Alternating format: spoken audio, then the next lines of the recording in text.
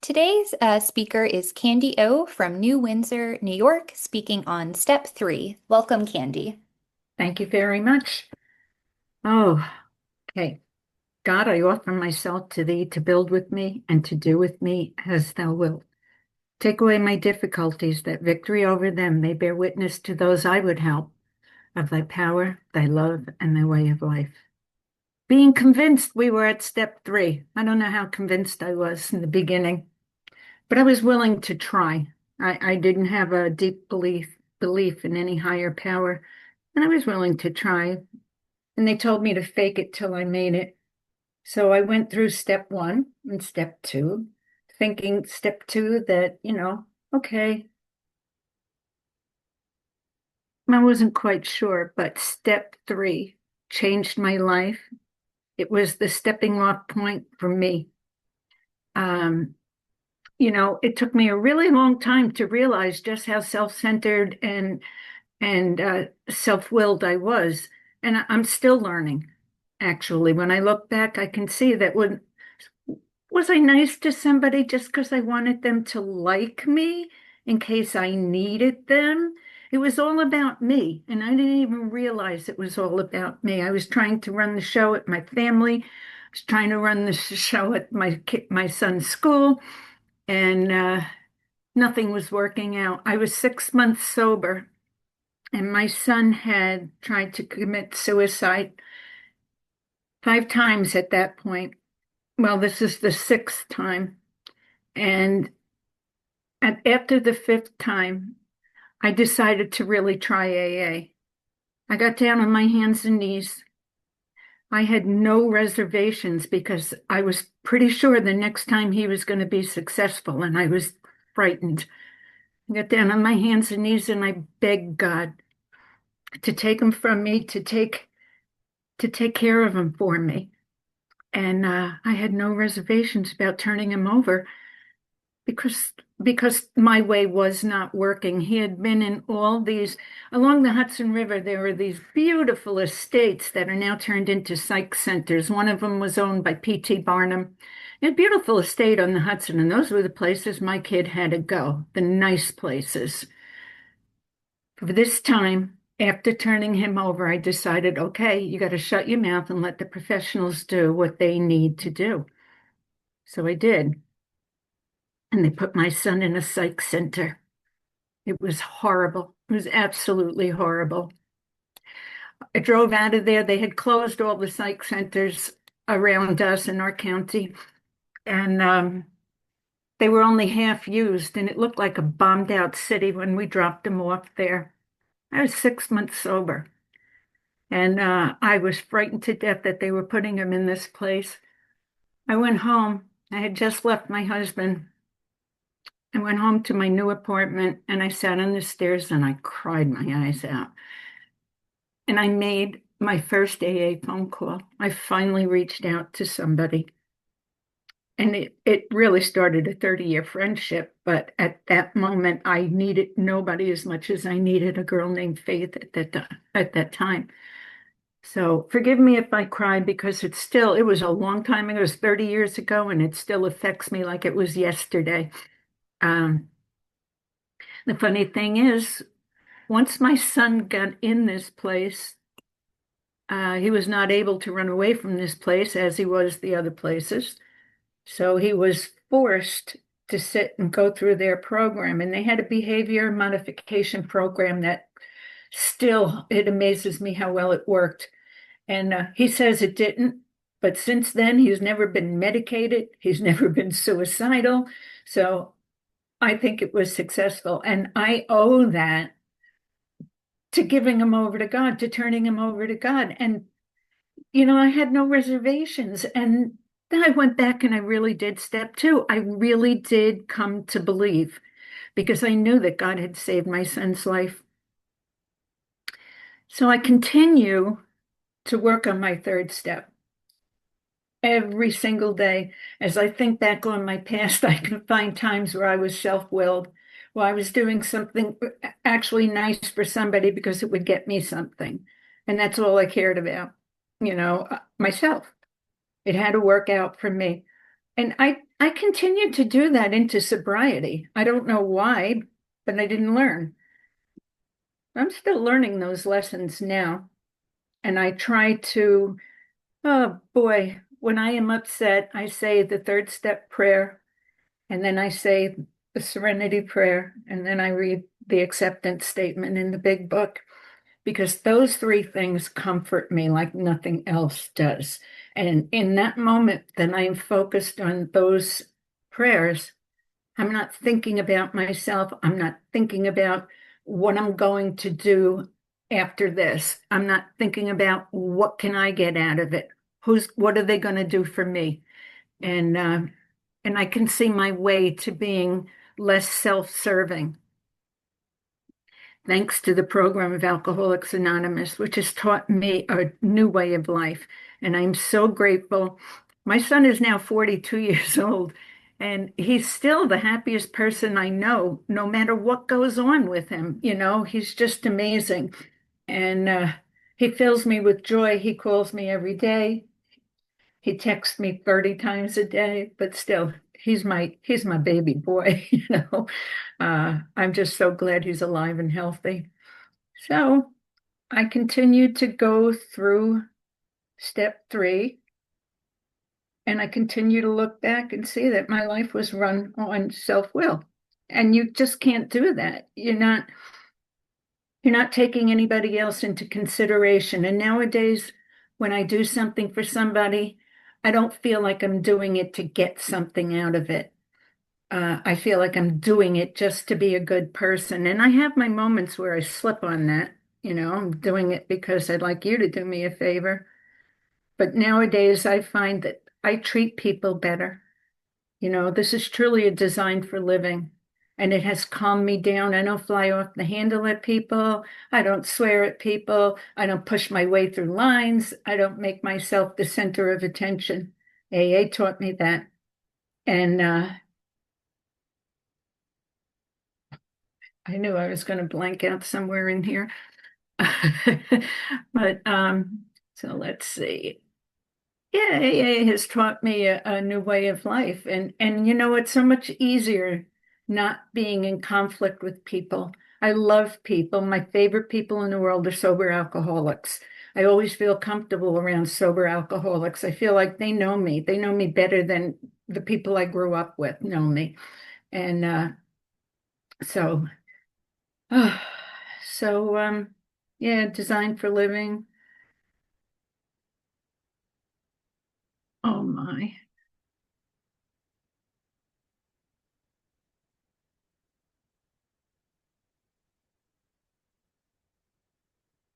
I am convinced. You know, there's times that I know God is working in my life, and there's times that I don't know it. I don't see it until after the fact.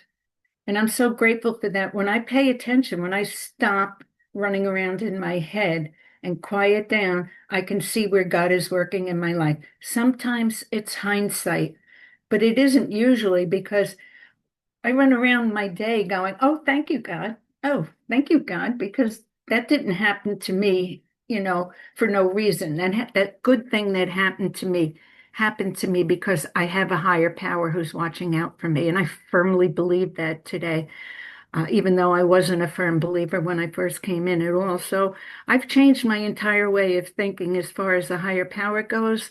I have a higher power in my life. I rely on him. And I'm asking him for help right now because I get very nervous sharing, but I'm willing. You know? Third step taught me that I have to be willing. That's the key. And with all the steps, I have to be open-minded and willing to let the message come in. I still go to big book meetings, big book study meetings, because I still learn. Um, and I'm a member of my home group is called the 311 group. And it's a group that we focus, it meets 7 days a week, and we focus on the third and 11th step of Alcoholics Anonymous. And it's an eye opener every time I go there. I hear different things. I hear new things that were never in the big book before when I read it. But anyway, I absolutely adore this program. Um, I love my life now. I mean, I had a great life. Everybody looking upon me would think that I had a wonderful life. I had a husband who made a lot of money, and we had everything, the cars, the garage, the perfect lawn because he was just obsessive, you know, beautiful home, vacations twice a year. And I was so empty inside, I had nothing. And when I came into Alcoholics Anonymous, aside from the problems going on with my son, I felt empty. I felt I had nothing inside of me. Today, I don't have the vacations and the beautiful home and the new cars, but I do have a nice apartment. I have everything I need, and I don't even want for much. And it's because I've learned to be content with what I have. I'm going to give you a quote that I got from my friend Arlene there. And Willie Nelson said this. Let me make sure I don't mess it up. I love this quote. Well, I can't find it right now, but if you can be content right now, you'll always be content because it's always right now. Willie Nelson, I love it. You know? So yeah, that's the way I try to lead my life. If I am upset at things, I do say those the two prayers and the acceptance statement, because I really believe that nothing happens by accident. Meetings always seem to come off exactly the way they were meant to, even when the speaker doesn't show up. We have wonderful people that we help each other out. I came in this program desperately afraid of other women. I had, my mother was quite abusive. And then my daughter started beating me up by the time she was 14 years old. I did not trust any woman. I thought if I turned my back on you, you're going to stab me. So I came into this room. That's why it was so weird when I called Faith that night that I dropped my son off at the psych center. But I came in even when I came in, I hung around the guys. I rode motorcycles. I had a beautiful Harley.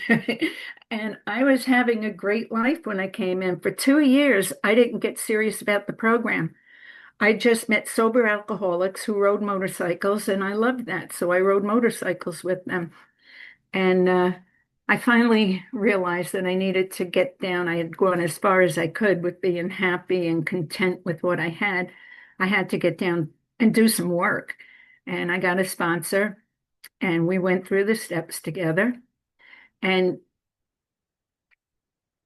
somehow along the way, I became less afraid of other women. Nowadays, I have women in my life that I absolutely trust. I turn my back on you any day of the week. I absolutely trust. And it was so hard.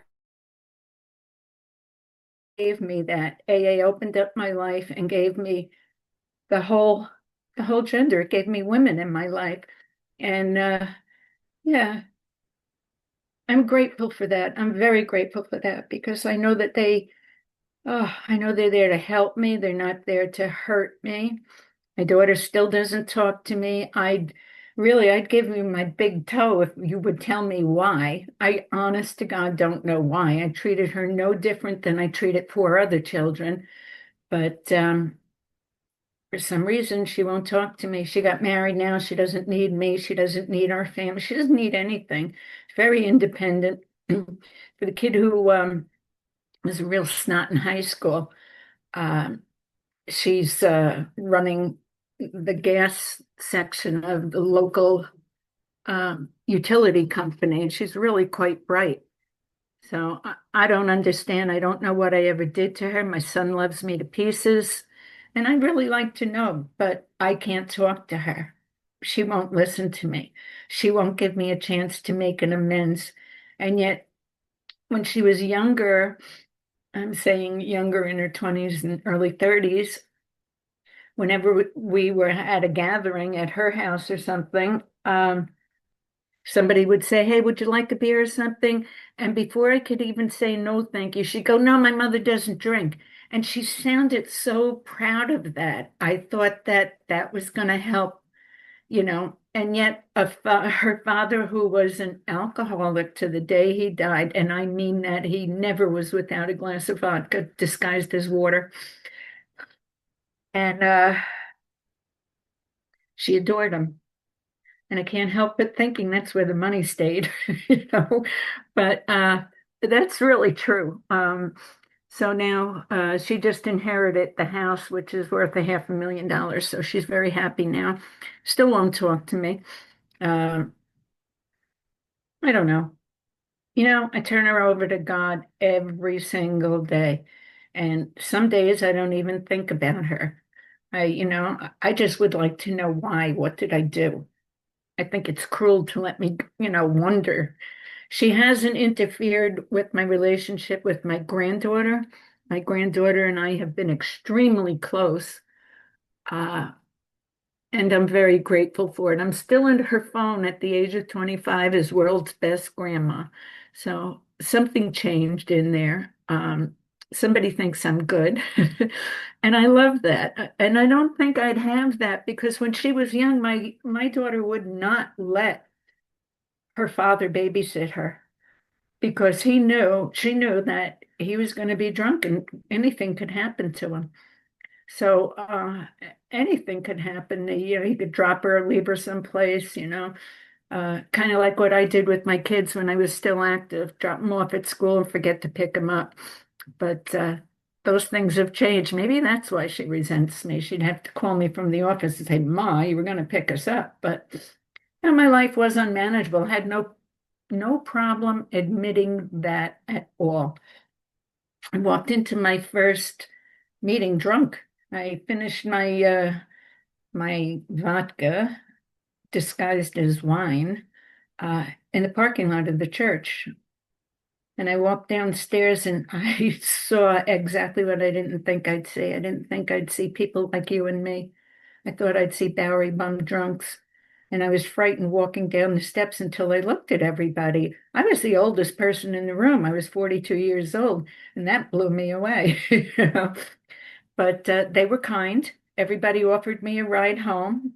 At that meeting, that I learned that alcoholics come from every walk of life. When the woman sitting next to me said, "I'm so and so. I'm an alcoholic. I'm a drug addict. I'm a school teacher and a mom," and it really put the human face on alcoholics for me. Um, so I learned they were very nice. They tried to offer me a ride home, but hey, I've been drinking an hour now, so I was fine. It was as good as sober, you know. And so they stuffed my pockets with pamphlets, and I went home and I read every pamphlet over and over. I stayed up all night long, and I cried and cried, and I talked to God, and I asked God for help, and I got help. I think he was there ahead of time because I think he walked me down those church steps. And while I was there, I didn't know how you did this AA thing, so I showed up the next week. But for some miraculous reason, I didn't have the urge to drink that whole week. Something happened in that meeting that took away the obsessive craving for alcohol. And I went all week long without drinking. And I went back to that same meeting where an elderly guy told me, hey, there's nothing in any of these steps going to hurt you. They're all here to help you. And I never forgot that because when it came time to do the fourth and fifth steps, I was not frightened. I was just naive. I didn't know what AA was all about. And I sat down, I wrote out the most honest fourth step I could at the time. Things keep keep occurring to me in the in the background that I need to go do another fourth step on. Things that I remember now that I wasn't able to remember at the time. I was so mochus. But, I believed him. And then he said, there's a meeting here Friday night, and there's one across the street on Wednesday night, and and he told me how to do AA, go to meetings. And he's the one who told me you never have to live this way again. Uh, and I'm so grateful for him. And this program is amazing. The people are amazing. you guys have been through everything I've been through, and if not the exact same thing, something very similar. And I feel comfortable around you. I don't feel that comfortable around earthlings because they don't have the design for living. When people go off on me, or if you accidentally cut somebody off and they're really, really angry at you, I know they're not sober alcoholics because I've learned not to react to that stuff. And it makes me feel really good inside not to be the vicious, mouthy witch that I could be when I was drinking. I jump on you verbally. And so I don't have to live like that anymore. Vince was right. And I pray to God that I never have to live like that again. So with that, I'm going to stop talking. And I want to thank you for asking me today. And thank you.